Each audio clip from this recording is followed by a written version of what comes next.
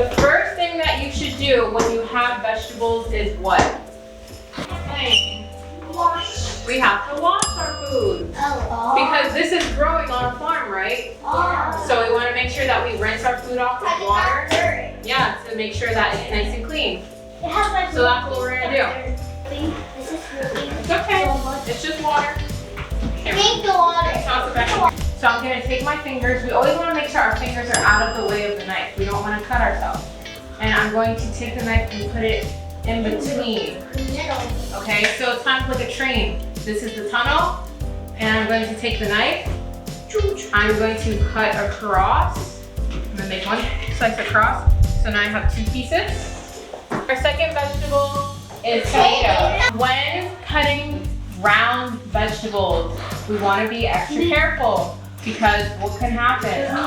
You can slip and then ow! We're going to cut off this little part where the stem was because we don't want to eat this, okay? I'm going to hold it on its side. I'm going to curl my fingers again. I'm going to hold it nice and tight, okay? Can I cut it by myself? You're going to get your chicken nuggets. The first thing we're going to do is we're going to put it on the pan so that way it can cook in the oven, okay?